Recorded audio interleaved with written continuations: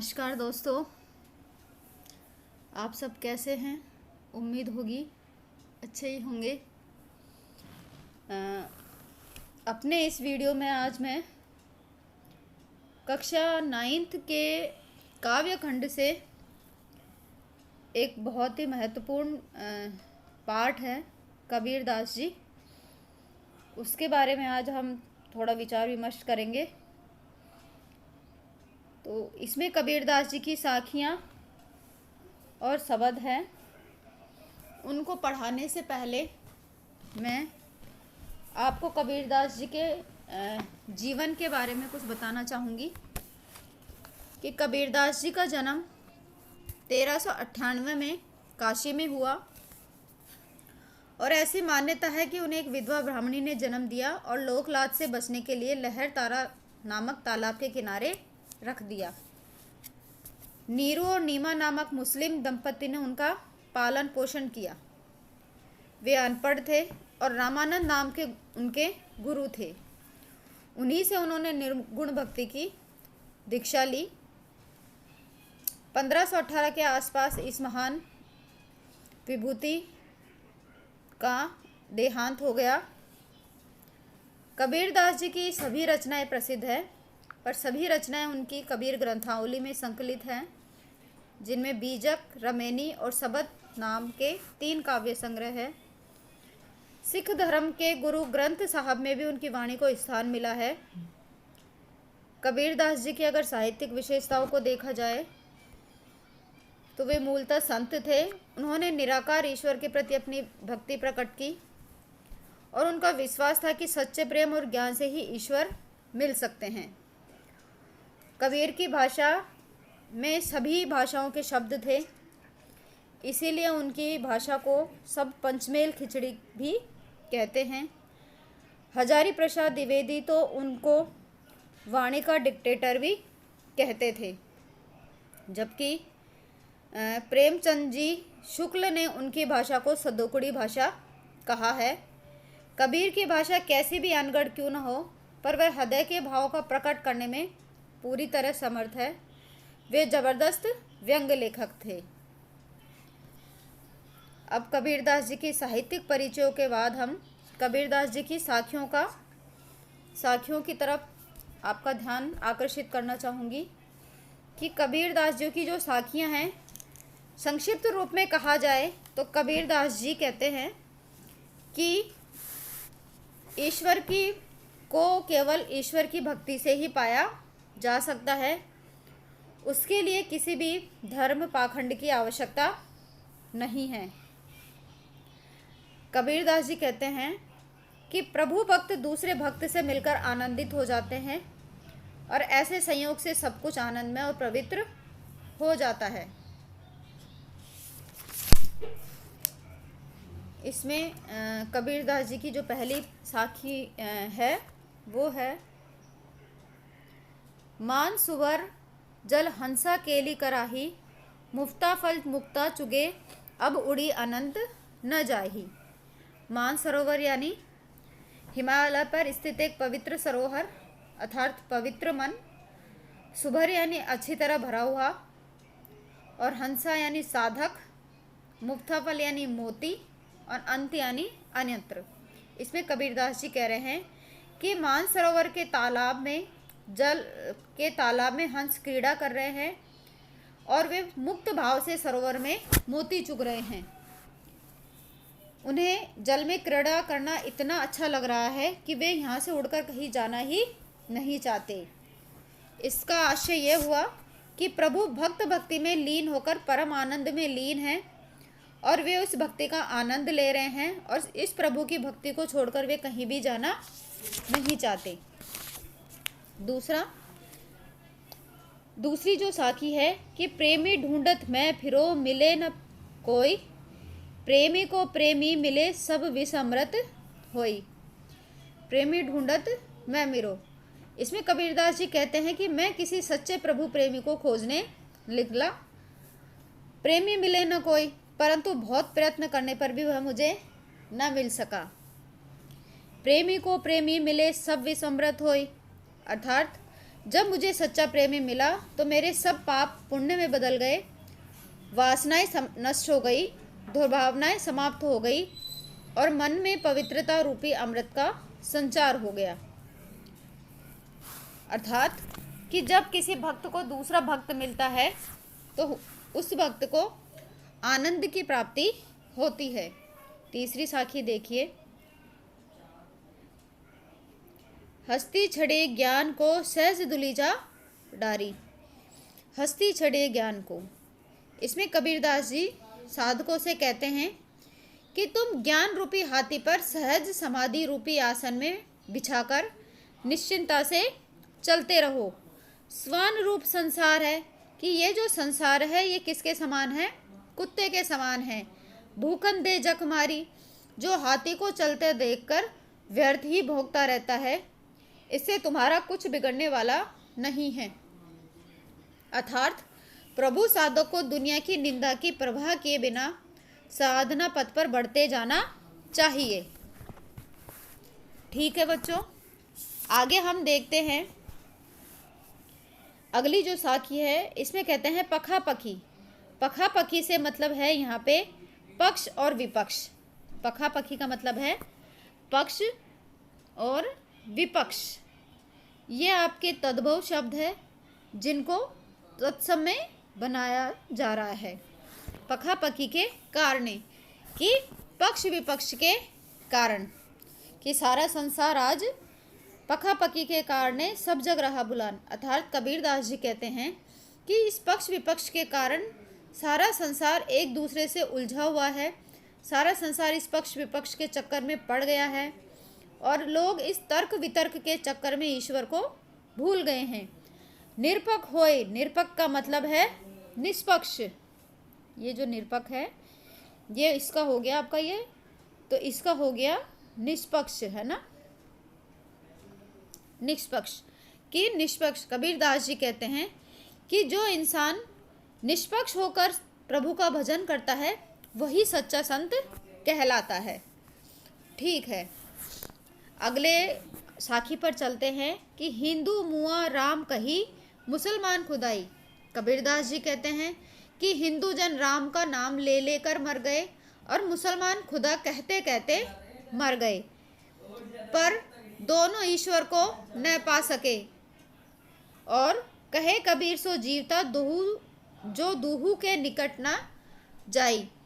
कहते हैं कि वास्तव में वे दोनों व्यक्ति ही जीवित कहलाने के अधिकारी हैं जो हिंदू और मुस्लिम और राम खुदा दोनों से दूर रहता है।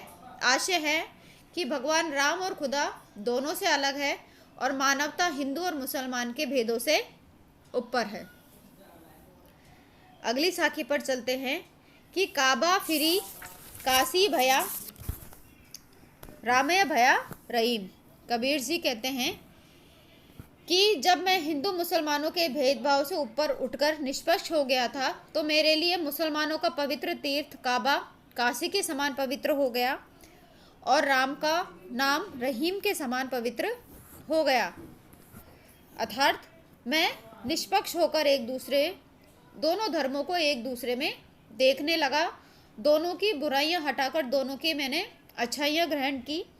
मोटा चून मैदा भया, अर्थात कि जिसे मैं मोटा आटा समझकर अखाद्य समझता था, निरर्थक समझता था, वही मेरे लिए बारीक मैदा हो गया और उसे मैं बैठ के आराम से खा रहा हूँ। आशय यह है कि मोट चून मैदा भया बैठ कमीर जीव। इससे आशय यह है कि मैं जब धार्मिक भेदभाव के नष्ट होने पर मेरे मन में हिंदू मुसलमान और राम रहीम के नाम पर बसी दुर्भावनाएं सभी दूर हो गई और धार्मिक कट्टरता नष्ट होते ही राम और रहीम में अंतर न रहा और वे दोनों एक ही ईश्वर के रूप में नजर आने लगे हैं। अर्थात इसमें मोटा चून किसे कहा गया है? विभिन्न धर्मों को खटकने वाली बात को मोटा चून कहा गया है और धर्मों में अपनाने वाली अच्छी बातों को मैदा कहा गया है। अब साखियों में सबसे अंत में जो साखी है इसमें देखिए, ऊंचे कुल का जन्मिया।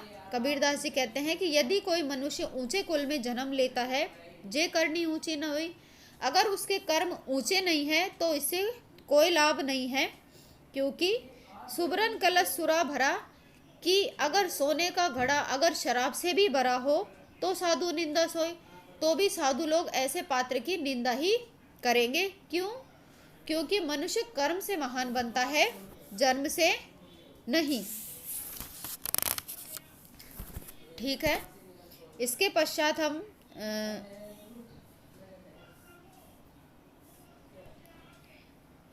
आगे पढ़ते हैं।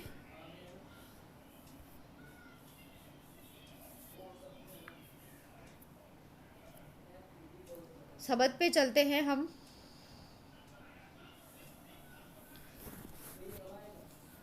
शब्द पे हम जब आगे शब्द में इन्होंने जो कबीरदास जी हैं, इन्होंने प्रभु की भक्ति के लिए मनुष्य को कुछ शिक्षाएं दी हैं, और उन्होंने कहा है कि तुम ईश्वर को कहाँ खोजते हो? ईश्वर तो तुम्हारे हृदय में निवास करते हैं। तो अगर उन्हें खोजना है तो अपने मन में खोजो, वो तुम्हें बाहर नहीं मिलेंगे। इसकी पहली लाइन देखते हैं। मोह को कहाँ ढूंढे बंदे। इसमें देखते हैं कि मोह को इसमें कि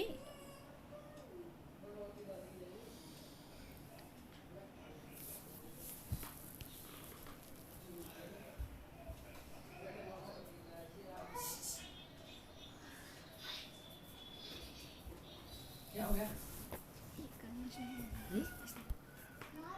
हो गया ना? वो वाला तो हो गया था, ये नहीं, ये वाला ही हुआ है अभी तक। अब ये कर दो बस, तो ये आवाज़ थोड़ी जाएगी अपनी। वो तो हटा देंगे आवाज़ तो। तो इसमें यूँ करते ये लाइन क्यों आ जाती है इसे? अच्छा, बस।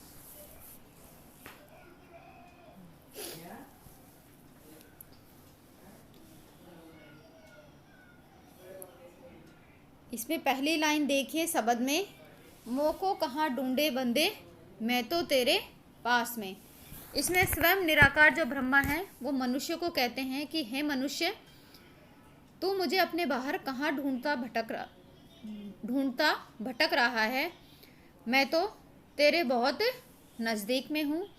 ना मैं देवल, ना मैं मंदिर में रहता हूँ, ना मैं मस्जिद में रहता हूँ, ना काबे, ना मैं मुसलमानों के तीर्थ काबा में निवास करता हूँ, ना कैलाश में, और न ही हिंदुओं के कैलाश पर्वतों पे। अतः इन जगहों पर मुझे क्यों खोज रहा है? तुम्हारा भटकना तो व्यर्थ है। ब्रह्मा कहते हैं, ना तो कोने क्रियाक्रम में, कि मैं ना तो किसी विशेष क्रिया के करने से मिलता हूँ, न ही किसी कर्म कांड से, ना मैं योग साधना करने से मिलता हूँ, न संसार को छोड़कर सन्यासी बनने से। ये सब तो केवल ऊपरी दिखावे हैं। वो कहते हैं, खोजी होए तो तुरंत मिले हो, कि मैं सब जगह व्याप्त हूँ। यदि सच्चा खोजने वाला भक्त है तो पल भर की तलाश में, तो जिसके मन में मुझे पाने की सच्ची ललक हो तो मैं तुरंत ही उसे दर्शन दे देता हूँ, और मुझे पाने के लिए पल भर की सच्ची लगन ही काफ़ी है। कबीरदास जी अपने भक्तों को संबोधित करते हुए कहते हैं कि सुनो भाई संतो, वह परमात्मा सब प्राणियों में विद्यमान है। जैसे सांस तुम्हारे भीतर है, वैसे परमात्मा भी तुम्हारे भीतर निवास करता है। वही प्राण बनाकर तुम्हारे भीतर समाया हुआ है। अतः उसे खोजना है तो मन में खोजो, बाहर नहीं। इसी में शब्द में हम दूसरे पद पे देखते हैं। इसमें कबीरदास जी कह रहे हैं कि संतो भाई आई ज्ञान की आंधी रे। कबीरदास जी कहते हैं कि ए संत भाइयों, ज्ञान की आंधी आ गई है। भ्रम की टाटी सबे उड़ानी, कि उसके आते ही जो भ्रम की टाटी है वह पूरी तरह उड़ गई है। माया रहे न बांधी, माया रूपी रस्सी उसे बांधकर न रख सकी है। हित चित्त की दे थूनी गिरानी, और स्वार्थ और धन का चिंतन करने वाले मन के दोनों स्तंभ गिर पड़े हैं। मोह बलिंदा टूटी, और मोह रूपी बलिया बल्लियां टूट गई हैं। तृष्णा छानी परी घर ऊपरी, तृष्णा रूपी छप्पर धरती पर आ गिरा है। कुबुद्धि का भांडा फूटा, कुबुद्धि रूपी बर्तन टूट फूट गए हैं, अर्थात कुबुद्धि का भेद खुल गया है। जोग जुगति करी संतो भांधी, अब संतों ने योग साधना की युक्तियों से नए छप्पर का निर्माण किया है। निर्चु चुए न पानी, और यह निर्माण ऐसा मजबूत है कि उसमें से पानी की एक बूंद भी नहीं टिपकती।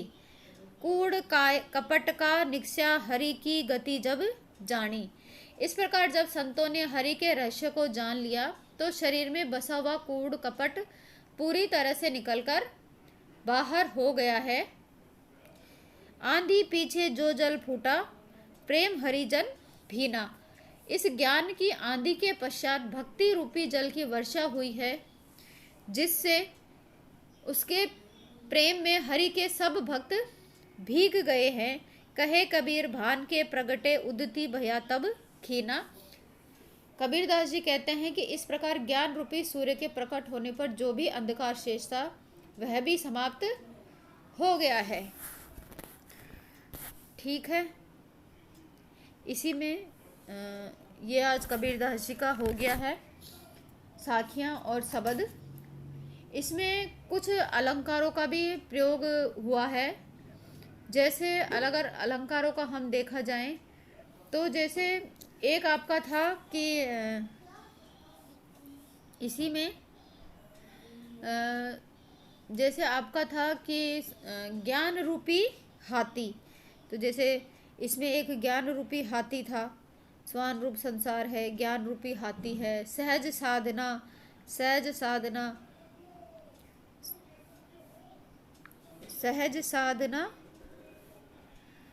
दुलीचा डारी, तो और निंदक संसार रूपी स्वान, इनमें सभी में सांग रूपक अलंकारों का कुशलता पूर्वक प्रयोग किया गया है।